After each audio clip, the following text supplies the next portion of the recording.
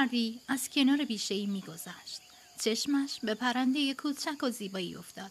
آن را گرفت. پرنده در حالی که ترسیده بود گفت: از من چه می‌خواهی؟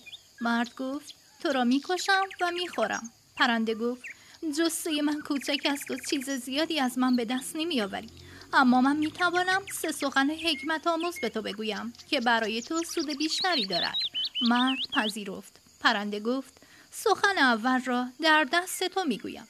سخن دوم را وقتی میگویم که مرا رها کنی و بر درخت بنشینم، و سخن سوم را بر سر کوه. مرد گفت: بگو. پرنده گفت: اول اینکه هرچه از دست دادی حسرت آن را نخوری. مرد او را رها کرد و پرنده پرواز کرد و روی درختی نشست. مرد گفت: سخن دوم را بگو. پرنده گفت: سخن غیر ممکن را باور نکن.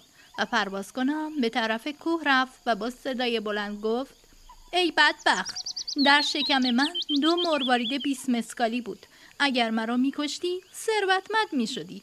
مرد دستش را بر سر خود کوبید و افسوس خورد و گفت: حالا آخرین سخن را بگو.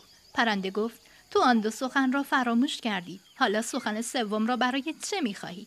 اول گفتم افسوس گذشته را نخور که برای از دست دادن من افسوس خوردی. دوم اینکه سخن محال و غیر ممکن را باور نکن، اما به این پندم هم توجه نکردی. آخر ای انسان عاقل، گوشت و بال من 2 مسکال بیشتر نیست. تو چگونه باور کردی درون من 2 مروارید 20 مسکالی باشد؟ بعد با خوشحالی به اوج آسمان آبی پرواز کرد و رفت.